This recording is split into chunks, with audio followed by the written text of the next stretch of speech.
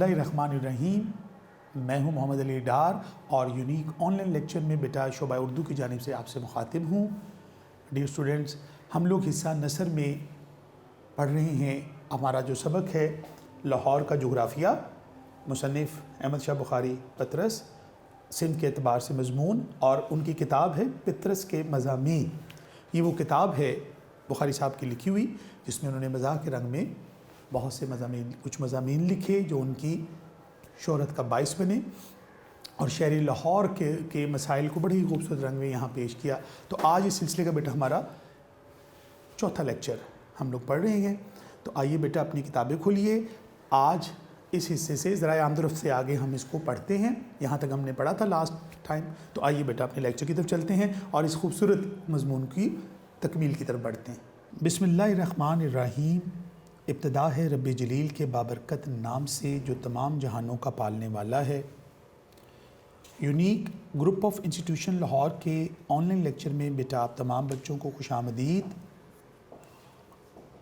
उर्दू साल अव्वल intermediate part 1 में बेटा हम पढ़ रहे हैं हिस्सा नसर, और हिस्सा नसर में हम अपना सबक पढ़ रहे थे बल्कि जो पढ़ रहे हैं वो है लाहौर का जोग्राफिया। तो लास्ट टाइम भी हमने यही सबक पढ़ा था। आज इस सिलसिले का ये हमारा चौथा लेक्चर है। लाहौर के जो मसाइल हैं उसको बड़े ही खूबसूरत रंग में अहमद शाह बुखारी पतरस ने बयान किया। और बेटा ये हम सारा ज़राए आमदरफ्त हमने लास्ट टॉपिक अपना पढ़ा था। आज हमने शुरू करना है काबिल दीद मकामात से। ये पेज नंबर है टेक्स्ट बुक का बेटा 53। ये पेज आप निकाल लीजिए और हम अपने इस खूबसूरत सबक को आगे देखते हैं। पतरस के मज़ामीन जो किताब है उससे ये मज़मून लिया गया है, यानी माखज़ इसका है। और बुखारी साहब ने इसमें बड़े ही खूबसूरत रंग में लाहौर के मुख्तलिफ़ मामलात को अपनी नज़र से और बड़े ही मज़ाक के रंग में हमारे सामने रखा। अब हम देखते बेटा, ये लास्ट हमने पढ़ा था जो बनास्पति घोड़े और कमज़ोर घोड़े और ज़राए आमदरफ्त में वो किस तरह जीटी रोड पर सफ़र करते हैं लोग, और किस तरह तख्ते उलटना और तांगे का तख्ते उलटना। तो ये दोनों तरह के तख्तों की बात हमने डिस्कस की थी। अब हम देखते हैं बेटा काबिल दीद मकामात। लाहौर में काबिल दीद मकामात मुश्किल से मिलते हैं। अब काबिल दीद मकामात उनको कहते हैं, उन जगहों को कहते हैं जो देखने के काबिल हों। ज़ाहिर बात है शहर लाहौर तो है ही देखने के काबिल, लेकिन मुसन्निफ़ ने यहाँ मज़ाक का रंग भरने के लिए यहाँ पर जो है काबिल दीद मकामात यहाँ मुश्किल से मिलते हैं। इसकी वजह यह है कि लाहौर की हर इमारत की बैरूनी दीवारें दोहरी बनाई जाती हैं, यानी बैरूनी दीवार यानी बाहर की साइड की जो दीवारें हैं।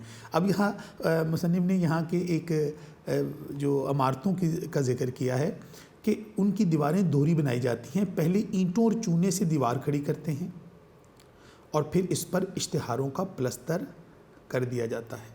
प्लस्तर वैसे तो सीमेंट का होता है जो दीवारों पे होता है, लेकिन हमारे यहाँ जो सीमेंट का प्लस्तर कम और इश्तिहारों का प्लस्तर ज़्यादा होता है। यानी आप जिस तरफ भी जाएंगे आपको इश्तिहार ही इश्तिहार नज़र आएंगे, यानी इश्तिहार ही इश्तिहार आपको देखने को मिलेंगे। यानी इश्तिहारी तशहीर के लिए उस ज़माने में इश्तिहारात का इस्तेमाल किया जाता था। लोग काबिल दीद मकामात कम और इश्तिहारात ज़्यादा देखते थे। हालांकि देखने के लिए तो खूबसूरत जगहों को देखना चाहिए, खूबसूरत बागों को, इमारतों को, इनको देखना चाहिए, लेकिन हमारे यहाँ हर इमारत के बाहर जो था वो इश्तिहारबाजी की जाती है, बहुत ज़्यादा इश्तिहारात लगाए जाते हैं। तो इसलिए उन्होंने कहा कि लाहौर में काबिल दीद मकामात जो हैं वो नहीं हैं, बल्कि ज़्यादातर जो है लाहौर में उस जो है हर तरफ जो है जो दीवारें जो हैं वो ईंटों और चूने की बजाय इश्तिहारों से उसका प्लस्तर किया जाता है। जो दबाजत होती है बेटा मोटाई में, यानी दिन ब दिन मोटे होते चले जाते हैं, क्योंकि एक इश्तिहार अभी लगा हुआ है, दूसरा लग गया थोड़े दिन बाद, फिर तीसरा लग गया, उसी जगह वो पहला तो उतरता नहीं है, वो दूसरे नए नए लगना शुरू हो जाते हैं, जिससे वो मोटे होते चले जाते हैं। उनकी दबाजत में इजाफा होता है, उनकी मोटाई में इजाफा होता है, रफ्ता रफ्ता बढ़ता जाता है। और शुरू में जो इश्तिहारात किस नोयत के लगते हैं, शुरू में छोटे साइज़ के मुबहम यानी गैर वाज़िया और गैर मरूफ यानी ज़्यादा मशहूर नहीं होते, ज़्यादा आम नहीं होते, ऐसे इश्तिहारात चिपका दिए जाते हैं। اب وہ اشتہارات کی نوعیت کیا ہے؟ جو اشتہارات لاہور میں جو لوگ رہتے ہیں یا لاہور سے جن کا تعلق ہے، اور آج سے اگر ہم کچھ عرصہ چند دہائیاں پیچھے چلے جائیں تو ہم دیکھیں گے تو یہ اشتہاری مہم اب تو جدید دور ہے نا، اب تو بل بورڈ لگتے ہیں، ہوڈنگز لگتی ہیں، سکرینز لگتی ہیں، اور اس طرح کی کمرشلز لگتے ہیں، ریڈیو پر، ٹی وی پر ایڈز ہوتی ہیں، کیبل پر ایڈز چلتی ہیں۔ اس زمانے میں یہ ساری سہولتیں، یہ جدید دور نہیں تھا۔ اس زمانے میں اشتہارات، پبلسٹی کا، ایڈورٹائزنگ کا ایک ہی طریقہ تھا، اور وہ اشتہارات تھے جو پرنٹ ہوا کرتے تھے، اور اس کے اوپر اس کو گوند لگا کر یا کوئی گم لگا کر اس کو چپکایا جاتا تھا، اور لوگ چپکانے کے لیے دیواروں کا استعمال کرتے تھے۔ جہاں کوئی دیوار نظر آئی وہاں اشتہار چپکا دیے۔ اس لیے مصنف نے یہاں یہ کہا ہے کہ یہاں پر اشتہارات ہر دیوار پر ہمیں نظر آتے ہیں، اور وہ دن بدن موٹی ہوتی چلی جاتی ہیں، یعنی وہاں پلستر کرنے کی ضرورت نہیں ہوتی، اشتہار خود ہی پلستر کر دیتے ہیں۔ مثلا اہل لاہور کو مزدہ ہوتی ہے خوشخبری، اچھا سستا مال۔ اس کے بعد ان اشتہاروں کی باری آتی ہے جن کے مخاطب اہل علم اور سخن فہم لوگ ہوتے ہیں، مثلا گریجویٹ درزی، ذرا پڑھے لکھے ہوتے ہیں، گریجویٹ درزی ہاؤس، یا اسٹوڈنٹ کے لیے نادر موقع، یا کہتی ہے ہم کو خلق خدا غائبانہ کا کیا، غائبانہ یعنی کہتی ہے ہم کو خلق خدا غائبانہ کیا، یعنی ہماری عدم موجودگی میں لوگ ہمیں کیا کہتے ہیں، ہمارے بارے میں کیا رائے رکھتے ہیں۔ رفتہ رفتہ گھر کی چار دیواری مکمل ڈائریکٹری کی صورت اختیار کر لیتی ہے۔ بیٹا یہ ڈائریکٹری ایک زمانے میں ٹیلی فون کی جو ایک ڈائری، ایک بہت بڑی ایک کتابچہ ہوتا تھا، ایک بکلیٹ ہوتی تھی جس میں لوگوں کے نام، ٹیلی فون اور پتے لکھے ہوتے تھے۔ تو یہ جو باہر کیونکہ اتنے اشتہار لگے ہوتے تھے تو ہر اشتہار پر طرح طرح کی چیزوں کا ذکر کیا جا رہا ہے جیسے یہاں پر بھی موجود ہے، تو ان کو پڑھ کر ایسے لگتا ہے کہ یہ دیوار نہیں ہے، یہ کوئی ٹیلی فون ڈائریکٹری ہے، یعنی آپ اس میں سے ہر چیز کا پتہ، ایڈریس، اس کا فون نمبر ڈھونڈ سکتے ہیں، کیونکہ ظاہر بات ہے جن لوگوں نے بھی یہ اشتہاری مہم کی ہوگی انہوں نے اپنا پتہ، اپنا ایڈریس، اپنا فون نمبر وغیرہ اس پہ درج کیا ہوگا، تو یہ دیواریں کم اور ڈائریکٹری زیادہ لگتی ہے، جس میں مکمل لوگوں کے ایڈریسز وغیرہ ہوتے تھے۔ اور یہ پی ٹی سی ایل جو تھا، پاکستان ٹیلی کمیونیکیشن جو ہے، جن لوگوں کو ٹیلی فون کا کنیکشن دیتا تھا ان کو یہ بھی ہر سال جو ہے ڈائریکٹری بھی جاری کی جاتی تھی۔ آگے دیکھتے ہیں بیٹا کہ دروازے کے اوپر بوٹ پالش کا اشتہار ہے اور دائیں طرف تازہ مکھن ملنے کا پتہ ہے۔ اب آپ دیکھیے کہ اشتہار کس طرف ہے، ایک طرف بوٹ پالش ہے، دوسری طرف تازہ مکھن ملنے کا پتہ ہے۔ بائیں طرف حافظے کی گولیوں کا بیان ہے، اور کھڑکی کے اوپر انجمن خدام ملت، انجمن ہوتی ہے تنظیم، خدام ملت یعنی قوم کی خدمت کرنے والے کے جلسے کا پروگرام ہے، کسی پولیٹیکل پارٹی کا جلسہ ہے یا کسی تنظیم کا پروگرام چسپاں ہے، پیسٹ ہے وہاں لگا ہوا ہے۔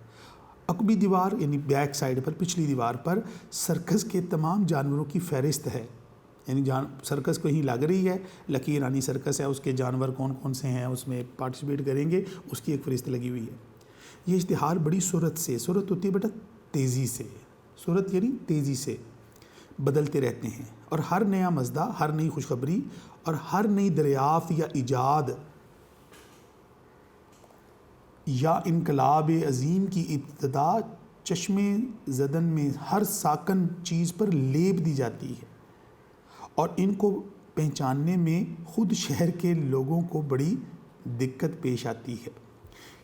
چشم زد عام میں یعنی آنکھوں کے سامنے ہر ساکن چیز پر، وہ ساکن چیز ہوتی ہے جو حرکت نہ کرتی ہو، جیسے دیوار ہے، پول ہے، کھمبا ہے، کھڑکی ہے، دروازہ ہے، جو بھی چیز سامنے ہمیں ساکن نظر آتی ہے جو اپنی جگہ تبدیل نہ کر سکے، اس پر لوگوں کی نظروں کے سامنے، آنکھوں کے سامنے، یعنی کہ جو بھی وہاں ادھر سے گزرے اس کی نظر اس پہ پڑے، اس پر چشمہ کر دی جاتی ہے، پیسٹ کر دی جاتی ہے، اور اکثر لوگوں کو اپنے ہی گھر پہچاننے میں دقت ہو رہی ہوتی ہے، کیونکہ جب آپ ان چیزوں کو دیکھتے ہیں تو یہ قابل دید مقامات کو کہا گیا ہے۔ اب یہاں پر لاہور میں جو ایڈورٹائزنگ کے معاملات ہیں اس کی طرف اشارہ کیا ہے کہ آبادی بڑھنے کے ساتھ ساتھ یہاں پر کاروبار زندگی بھی ترقی پایا، اور کاروبار زندگی نے جب ترقی پائی تو اس کے لیے تشہیر کا سہارا لیا گیا، ایڈورٹائزنگ کا سہارا لیا گیا، اور ایڈورٹائزنگ یہاں پر بہت زیادہ ہوتی ہے، اور اس زمانے میں جو میڈیم سب سے سستا اور سب سے آسان تھا وہ اشتہار تھے، اور اس کو مختلف کسی پرنٹنگ پریس سے چھپوا کر جگہ جگہ پیش کر دیا جاتا تھا، پوسٹر لگا دیے جاتے تھے، حتیٰ کہ جو بھی نئی چیز آئے اس کے بارے میں فوری طور پر اشتہار چھپتے اور پورے شہر میں پھیلا دیے جاتے. اور اشتہاری مہم اتنی تیزی سے چلتی تھی کہ ایک دن میں کئی اشتہارات لگ جاتے تھے. یعنی آپ رات کو سوتے ہیں، صبح اٹھ کے باہر نکلیں تو سامنے ساری دیوار پر نئے اشتہارات آپ کو نظر آئیں گے. بالکل لاہور میں ایسے ہی مناظر ہوا کرتے تھے. تو اب ہر چیز پر لیپ دی جاتی ہے اور ان کو پہچاننے میں خود شہر کے لوگوں کو بڑی دقت پیش آتی ہے. اب اہل شہر بھی جو ہے اس سے پریشان ہیں، کیونکہ لوگوں نے اپنے گھروں کو پینٹ کروایا ہوتا ہے خوبصورت طریقے سے، اس کے ڈیزائننگ کی ہوتی ہے اور اس پر یہ اشتہار لگا کر اس کی سارے حسن کو ماند کر دیتے، یعنی خراب کر دیتے. آگے دیکھتے ہیں بیٹا کہ یہ بھی ایک لاہور شہر کے مسائل کی طرف اشارہ ہے تو یہ لاہور کا جغرافیہ، اور لیکن اس میں قابل دید مقامات ان اشتہاروں کو کہا گیا. لیکن جب سے لاہور میں دستور رائج ہوا ہے کہ بعض اشتہاری کلمات پختہ سیاہی سے خود دیواروں پر نقش کر دیے جاتے ہیں، اور یہ دقت بہت حد تک رفع ہو گئی ہے. ان دائمی اشتہاروں کی بدولت، دائمی کہتے ہیں ہمیشہ رہنے والے، اب بدولت یہ خدشہ باقی نہیں رہا کہ کوئی شخص اپنا یا اپنے دوست کا مکان صرف اس لیے بھول جائے کہ پچھلی مرتبہ وہاں پر چارپائیوں کا اشتہار لگا ہوا تھا. دیکھیے لاہور میں پہلے تو یہ اشتہاری مہم کا ایک سلسلہ آیا، پھر کچھ وقت گزرا زمانے کے بعد دیواروں پر وائٹ جو ہے چونے سے، یعنی کلی کے ساتھ یا پینٹ کر اس کے اوپر بڑا پختہ سیاہی سے، پینٹر جو تھے وہ گلی کوچوں میں پھرتے تھے رات کو اور وہاں پر پہلے پینٹ کرتے، پہلے وہ اس دیوار پہ جو بھی لکھا ہوتا تھا اس کو اکھاڑ دیتے تھے اور اس کی جگہ اس کو نیا ایک وائٹ کلر کا اس کے اوپر جو ہے نا ایک کلی کر کے اس پہ پینٹ کر کے اس پر پختہ سیاہی سے، یعنی کلر رنگین سیاہیوں سے لکھ دیتے تھے جو بھی چیز ایڈورٹائزنگ کرنی ہو. یعنی اشتہاروں کے ساتھ ساتھ یہ پختہ سیاہی سے دیواروں کو، جسے آپ وال چاکنگ کہتے ہیں، اس کا رواج پیدا ہو گیا، دیواروں پر لکھنے کا رواج پیدا ہو گیا. تو اب یہ وہ کہتے ہیں کہ یہ پختہ سیاہی سے کیونکہ لکھے جاتے ہیں تو اس لیے لوگوں کو بھی بڑی سہولت رہتی ہے، اپنے دوست کا مکان وغیرہ وہ بھول نہ جائے کہیں. اب ہوتا کیا ہے، یہ دائمی اشتہار ہوتے ہیں، ان کو فوری طور پر بدلا نہیں جا سکتا. یہ خدشہ باقی نہیں رہتا کہ کوئی شخص اپنا یا اپنے دوست کا مکان صرف اس لیے بھول جائے کہ پچھلی مرتبہ وہاں چارپائیوں کا اشتہار لگا ہوا تھا اور لوٹتے وقت اہل لاہور کو تازہ اور سستے جوتوں کا مزدہ سنایا جا رہا ہے. یعنی اہل لاہور کو تازہ اور سستے جوتوں کا مزدہ، ٹھیک ہے، خوشخبری ہے یہ. چنانچہ اب وثوق سے کہا جا سکتا ہے، وثوق ہوتا ہے یقین سے، کانفیڈنس کے ساتھ، کہ جہاں بحرف جلی ہوتے ہیں بڑے بڑے لفظوں میں، کیپٹل لیٹرز کے اندر، محمد علی دندان ساز لکھا ہے وہ اخبار انقلاب کا دفتر ہے. یعنی اخبار انقلاب کا جو دفتر ہے اس کے باہر بڑا وال چاک کر کے، چونے سے وائٹ کر کے اس کے بڑا سا لکھ دیا گیا ہے محمد علی دندان ساز، یعنی ڈینٹسٹ. اور اصل میں اندر جائیں تو اندر جو ہے اخبار انقلاب کا دفتر ہے. خالص گھی کی مٹھائی امتیاز علی تاج صاحب کا گھر ہے. امتیاز علی تاج جو ہیں اردو ادب کے ایک بہت بڑے ادیب ہیں، ڈرامہ نگار ہیں. اچھا، ان کا گھر ہے، ان کے گھر کے باہر جو ہے خالص گھی کی مٹھائی، یعنی اچھا ادب بھی یہیں سے ملتا ہے. خالص کرشنا بیوٹی کریم شالامار باغ کو اور کھانسی کا مجرب نسخہ جہانگیر کے مقبرے کو جاتا ہے. اب دیکھیے، کرشنا بیوٹی کریم شالامار باغ کو اور کھانسی کا مجرب نسخہ جہانگیر کے مقبرے کو جاتا ہے. یعنی یہ اشتہارات کے اوپر جب ایک اشتہار بھی پورا مٹتا نہیں ہے، دوسرا اشتہار اس پہ لکھ دیا جاتا ہے، تو اس طرح یہ ساری اشتہارات آپس میں مکس ہو کر کچھ ایسا ہی مزاحیہ منظر پیش کرتے ہیں جس کو اپنے عمیق مشاہدے کی بنیاد پر بخاری صاحب نے ہمارے سامنے پیش کیا. اور لاہور کی جو ایڈورٹائزنگ کا جو مزاج ہے، جو تشہیر کا جو انداز ہے چیزوں کی، پروڈکٹ کے بارے میں، اس کو ایک خاص رنگ میں ہمارے سامنے پیش کیا. اور ظاہری بات ہے جب یہ سارے اشتہار یا ساری جو وال چاکنگ ہے آپ دیکھتے ہیں اپنی نظروں میں تو یہ مکس اپ ہو جاتی ہیں چیزیں. ابھی آدھی لائن پر ایک چیز لکھی ہوئی ہے تو آدھی کرشنا بیوٹی کریم شالامار باغ کو اور کھانسی کا مجرب نسخہ جہانگیر کے مقبرے کو جاتا ہے. تو اب یہ ایک دوسرے کے اوپر جب وہ پینٹ کر تو وہ اشتہار لگ جاتے ہیں، وہاں پر لکھ دیا جاتا ہے. تو اس طرح یہ کچھ اس طرح کا منظر پیش کرتا ہے. تو شہر کی قابل دید جو چیزیں ہیں وہ یہ پڑھنے کے لائق ہیں اگر کوئی اس کو غور سے پڑھے گا اور خوب محظوظ ہوگا. اگلا پیراگراف بیٹا دیکھتے ہیں کہ صنعت و حرفت، کاریگری اور پیشہ. اب لاہور کے اندر جو کاریگری اور پیشے کے بارے میں بات کی ہے، اس کو بھی مزاح کے رنگ میں ہمارے سامنے پیش کیا ہے کہ اشتہاروں کے لحاظ لاہور کی سب سے بڑی صنعت رسالہ سازی ہے اور سب سے بڑی حرفت انجمن سازی، یعنی سب سے بڑی جو لاہور کی کاریگری ہے وہ رسالے بنانا ہے، اور سب سے بڑی حرفت جو ہے جس کے یہ جو ان کا پیشہ ہے وہ انجمن سازی یعنی تنظیمیں بنانا ہے، پولیٹکس کرنا ہے۔ جہاں تک رسالوں کی بات ہے، ہر رسالے کا نمبر عموماً خاص نمبر ہوتا ہے اور عام نمبر خاص موقعوں پر شائع کیے جاتے ہیں۔ بیٹا لاہور شہر کے اندر جو ہے کیونکہ جس دور میں یہ مضمون لکھا گیا اس زمانے میں جو میڈیا تھا وہ اتنا جدید نہیں تھا۔ اب تو ہم لوگ فارغ اوقات میں ٹی وی دیکھتے ہیں، لیکن اس زمانے میں لاہور کے اندر لوگ رسالے پڑھا کرتے تھے، کہانیاں پڑھا کرتے تھے، اس میں مختلف جو ایک تفریح کا جو خوبصورت ذریعہ تھا وہ رسالے تھے، اس لیے لاہور کے اندر جو ہے وہ رسالہ سازی جو ہے وہ ایک صنعت کا درجہ اختیار کر چکی ہوئی تھی۔ ان کی صنعت و حرفت بھی یہ دو چیزیں تھیں، یا رسالہ سازی یا پھر انجمن سازی۔ یہ دونوں سازیاں جو ہیں ان کو بڑے خوبصورت انداز میں ہمارے سامنے بخاری صاحب نے پیش کیا کہ یہاں کے لوگوں کا ایک مزاج، یہاں کے کلچر کا، یہاں کے لوگوں کی جو ایک تفریح کا جو ایک ذریعہ تھا وہ یہ رسالے ہوا کرتے تھے، اور جو ادارے یہ رسالے چھاپتے تھے، بہت سے رسالے، اردو ڈائجسٹ، سیارہ ڈائجسٹ، ٹھیک ہے، اور بہت سے امروز، بڑے بے شمار رسالے یہاں چھپتے تھے، تو ان رسالوں سے لوگ تفریح حاصل کرتے تھے۔ تو ان رسالوں کو چلانے کے لیے جو ان کے پریس والے ہوتے تھے وہ ان کے بارے میں ہر نمبر پر لکھ دیتے تھے خاص نمبر یعنی اسپیشل ایڈیشن، اور عام نمبر جو تھا وہ خاص موقع یعنی عید، شبرات یا کوئی ایسا موقع 14 اگست ایسے لوگوں پر وہ عام نمبر چھاپتے تھے، کیونکہ یہاں پر تو وہ لوگ اس کو خریدیں گے چھٹیوں میں، لیکن اس سے پہلے ہر چیز کو آپس میں کمپٹیشن بہت تھا رسالوں کا، تو رسالوں کے اس کمپٹیشن میں اس اپنی فروخت بڑھانے کے لیے ہر چیز کے اوپر خاص نمبر لکھ کر قائرین کی توجہ حاصل کرنے کی کوشش کی جاتی تھی۔ تو یہاں پر یہ رسالہ سازی کا یہ مزاج تھا، اس کے اندر کمپٹیشن بہت زیادہ تھا۔ جیسے آج کل چینلز ایک دوسرے سے کمپٹیشن کرتے ہیں، اس زمانے میں یہ رسالہ چھاپنے والے جو ادارے تھے، مختلف رسائل جو تھے ان کے درمیان کمپٹیشن تھا، اور ہر ایک کو اسپیشل ایڈیشن، خاص نمبر ایسے لکھ کر تاکہ لوگ اٹریکٹ ہوں اور اس کو خریدیں۔ اگلے پیج پہ دیکھتے ہیں بیٹا، لاہور کے اب بات کرتے ہیں اس کی انجمن سازی کی۔ لاہور کے ہر مربع انچ میں ایک انجمن موجود ہے۔ انجمن سے مراد یہاں تنظیم ہے۔ پریزیڈنٹ یعنی صدر جو ہوتے ہیں البتہ تھوڑے ہیں، اس لیے فی الحال صرف 2-3 اصحاب ہی یہ اہم فرض ادا کر رہے ہیں۔ چونکہ ان انجمنوں کے، ان تنظیموں کے اغراض و مقاصد یعنی آبجیکٹیو جو ہیں وہ مختلف نہیں، اس لیے بسا اوقات ایک ہی صدر صبح کسی مذہبی کانفرنس کا افتتاح کرتا ہے اور شام کو کسی کرکٹ ٹیم کے ڈنر میں شامل ہوتا ہے۔ اس سے اس کا مطمع نظر وسیع رہتا ہے، اور تقریر عام طور پر ایسی ہوتی ہے جو دونوں موقعوں پر کام آ سکتی ہے، چنانچہ سامعین کو بہت سہولت رہتی ہے۔ سامعین ہوتے ہیں سننے والے۔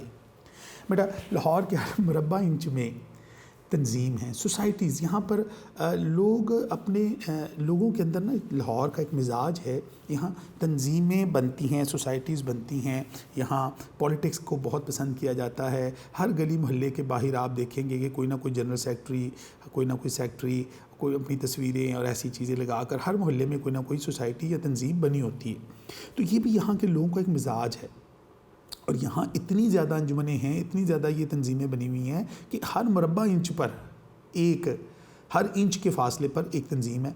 اور یہ بھی، اور اس میں جو پریزیڈنٹ صدر جو ہیں وہ تھوڑے ہیں۔ صدر اس لیے تھوڑے ہیں کیونکہ صدر وہ لوگ ہوتے ہیں جو ایسی تنظیموں کے لیے کچھ پیسے بھی خرچ کرتے ہیں، اپنی ذرا تھوڑی سی اپنی دھاک بٹھانے کے لیے، اپنی جو کیا کہتے ہیں سیاست چمکانے کے لیے۔ تو ان حالات میں بخاری صاحب نے یہاں پر لاہور کے اس مزاج کی طرف اشارہ کیا ہے کہ یہاں تنظیم سازی کا بڑا رواج ہے، یہ ان کی حرفت ہے، یہ اس کے اندر یہ بڑے ان کا پیشہ ہے، یعنی کوئی اور کام کرے نہ کریں یہ کام ضرور کریں گے کہ یہ تنظیم سازی ضرور کرتے ہیں۔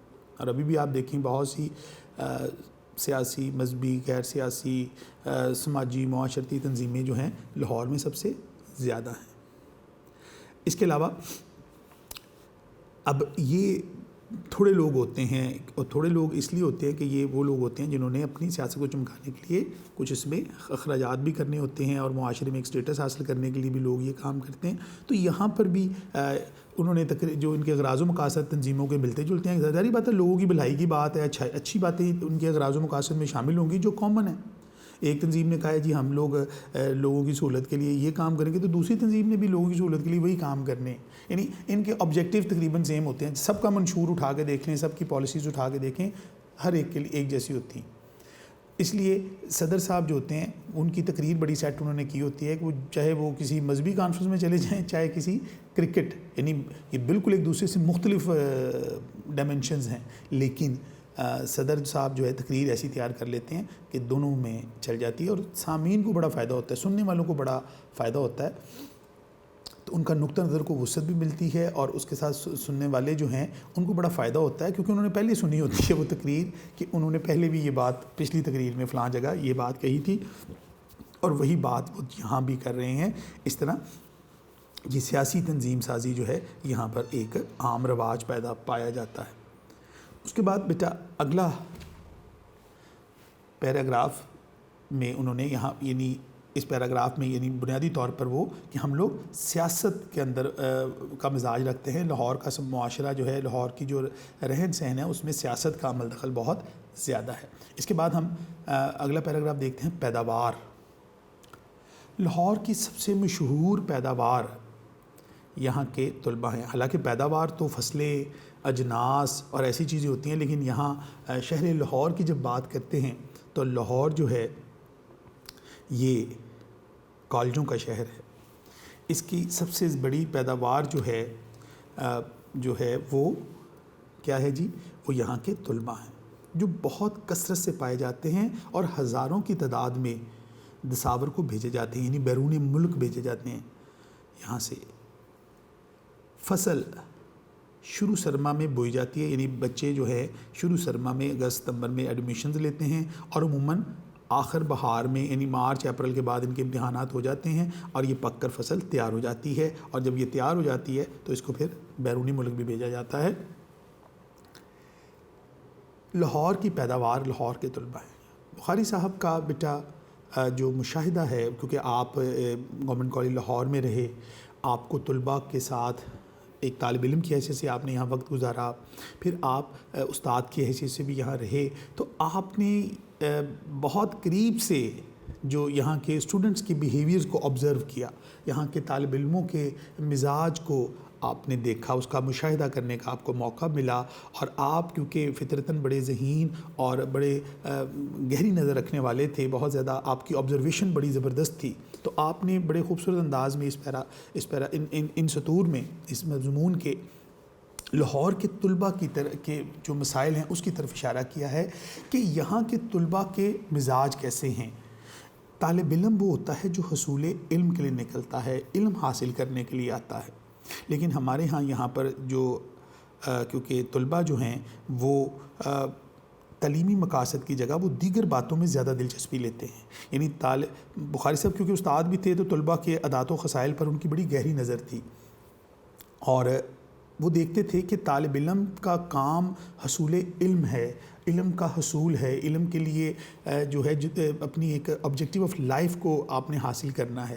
لیکن بخاری صاحب کا یہاں یہ اشارہ اس بات کی طرف ہے کہ اکثر بچے جو حصول علم کے لیے تعلیمی اداروں میں آتے ہیں علم حاصل کرنے، ان کی وہ کیٹیگرائز کیا ہے انہوں نے کہ ان کے کیا مسائل ہوتے ہیں، وہ کس طرف چل پڑتے ہیں، وہ اصل آبجیکٹیو سے کس طرح ہٹ جاتے ہیں، کس طرح سے وہ اپنے جو علم کے جو معاملات ہوتے ہیں جس کو دیکھ کر انہوں نے آگے ترقی کرنی ہوتی ہیں، زندگی کے معاملات کو طے کرنا ہوتا ہے، ان سے وہ تھوڑی سی اپنے آپ کو ڈائیورٹ کر لیتے ہیں دوسری مصروفیات کی طرف. یہاں پر انہوں نے اس چیز کی طرف بات کی ہے. تو کہتے ہیں جی کہ طلباء کی کئی قسمیں ہوتی ہیں، ان میں سے چند مشہور ہیں. یعنی ویسے تو بہت سی ٹائپس کے طالب علم ہوتے ہیں، لیکن ان میں سب سے زیادہ جو مشہور قسم ہے وہ ہے جی، وہ چند جو مشہور ہیں ان کا یہاں تذکرہ کرتے ہیں. یہ 4 قسموں کا یہاں ذکر ہوتا ہے. ان میں سب سے پہلی کی بات کرتے ہیں جی کہ طلبہ کی کئی قسمیں ہوتی ہیں، جن میں سے چند مشہور ہیں۔ اول قسم یعنی پہلی قسم اول یعنی پہلی قسم جو ہے وہ جمالی طلبہ۔ جمالی طلبہ کا مطلب ہوتا ہے، جمالی لفظ جمال سے ہے یعنی خوبصورت طلبہ، یعنی یہ طلبہ عام طور پر پہلے درزیوں کے ہاں تیار ہوتے ہیں اور بعد ازاں دھوبی اور پھر نائی کے پاس بھیجے جاتے ہیں، اور اس عمل کے بعد کسی ریستوران میں، کسی ہوٹل میں ان کی نمائش کی جاتی ہے۔ یعنی یہ وہ طلبہ ہوتے ہیں جو تعلیم کی طرف توجہ کم ہوتی ہے اور اپنے حسن و جمال اور خوبصورتی پر ان کا دھیان زیادہ ہوتا ہے۔ یعنی یہ آتے تو تعلیم حاصل کرنے ہیں، لیکن ان کی جو توجہ کا مرکز یا ان کی زندگی کا جو آبجیکٹو ہوتا ہے ان پہلی قسم کے طلبہ میں یہ حسن و جمال کی طرف زیادہ ہوتا ہے، خوبصورتی پر، بناؤ سنگھار پر یہ بہت زیادہ دھیان دیتے ہیں اور اپنے حسن کے حوالے سے بڑے سنجیدہ نظر آتے ہیں، اور کبھی یہ نائیوں کے پاس، کبھی دھوبی کے پاس، پھر اینڈ پہ کسی ریسٹوران میں ہمیں نظر آئیں گے، یہ بھی تعلیم سے تھوڑا سا دور ہو جاتے ہیں اپنے اس رویے کی وجہ سے۔ اس کے بعد دوسری قسم کے طلبہ، دوسری قسم کا جو طلبہ ہیں ان کا شجر نسب، دوسری قسم کا جو طلبہ ہیں وہ جلالی طلبہ کی ہے، یعنی جلالی طلبہ یہ دوسری قسم ہے۔ اب جلالی طلبہ ان کا شجرہ جو ہے شجرہ جلال الدین اکبر سے ملتا ہے۔ جلال الدین اکبر یہ ہمایوں کا بیٹا تھا اور ہندوستان کا ایک مشہور حکمران گزرا ہے اور مغل اعظم کے نام سے بڑا ہی معروف ہوا، اور اکبر اور کے حوالے سے اس کی تاریخ کے اندر بہت سی فلموں میں بھی یہ کردار فلمایا گیا، اور اس نے بہت عرصہ یہاں پر حکومت کی ہندوستان میں۔ 1556 سے 1605 تک کم و بیش 10 سال سے زیادہ عرصہ یہ حکمران رہا یہاں۔ تو یہ جلال الدین اکبر جو تھا، یہ ان کا بھی شان و شوکت، یہ جو جلالی طلبہ ہیں، جلال ہوتا ہے روب اور دبدبے والے طلبہ، ان کا شجر نسب جلال الدین اکبر سے ملتا ہے، اس لیے ہندوستان کا تخت و تاج ان کی ملکیت سمجھا جاتا ہے۔ شام کے وقت چند مصاحبوں کو ساتھ لیے، مصاحبے یعنی کچھ دوستوں کو ساتھ لیے نکلتے ہیں اور جود و سخا کے خم لنڈھاتے پھرتے ہیں۔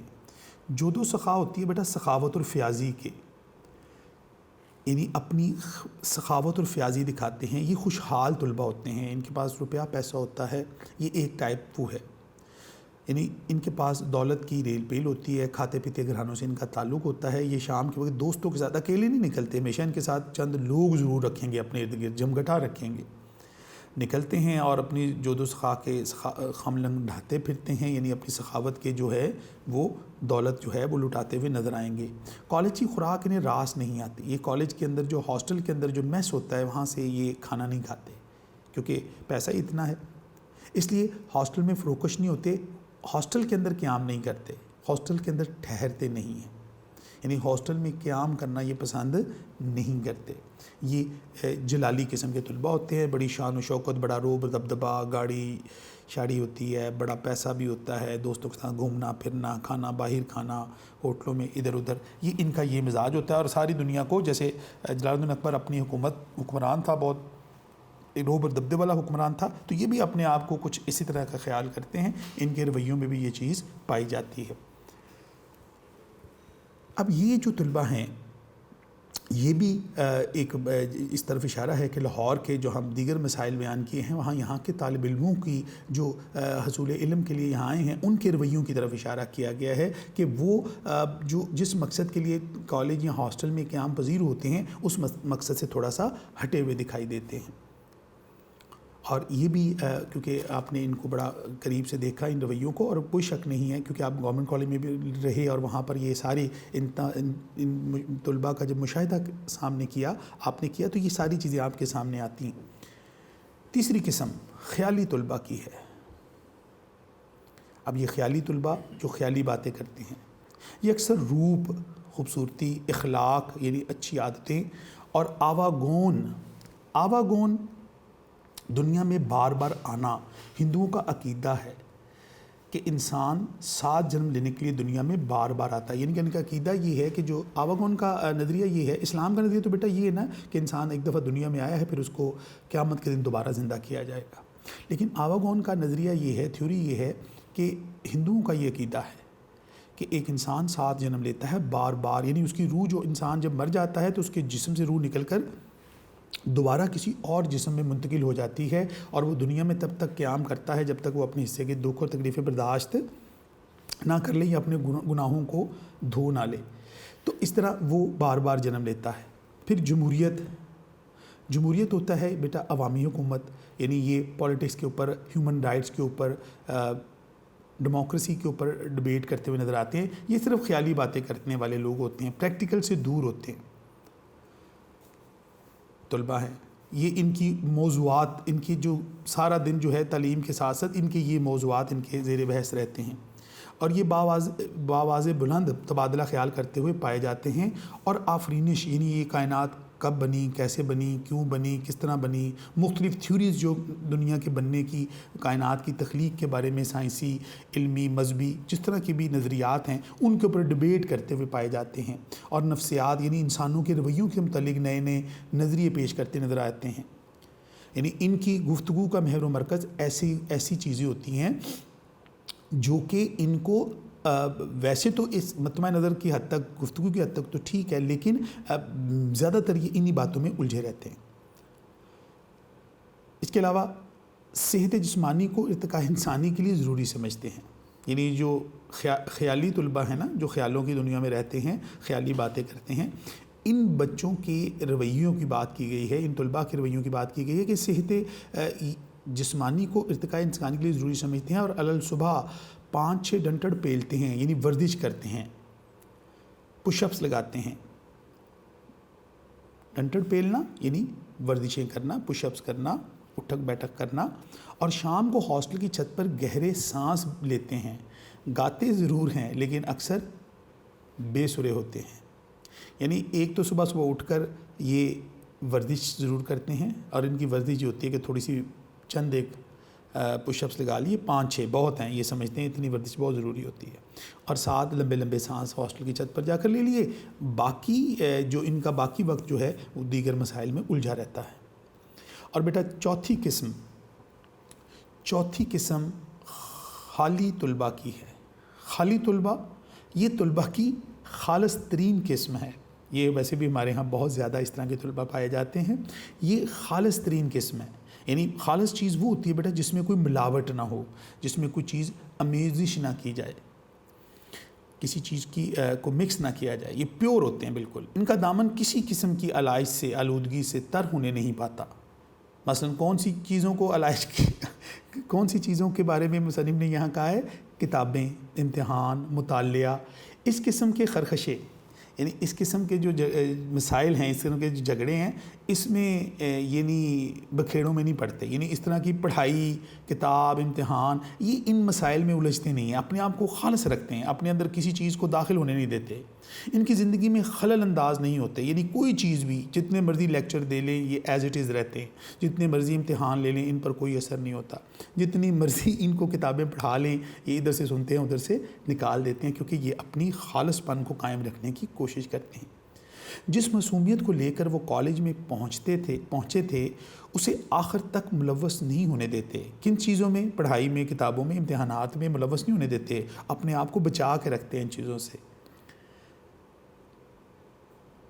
اور تعلیم اور نصاب اور درس کے ہنگاموں میں، یعنی تعلیمی اداروں میں تعلیم دی جائے گی، کتابیں پڑھی جائیں گی، سلیبس پڑھا جائے گا، کورس پڑھا جائے گا، لیکچرز دیے جائیں گے.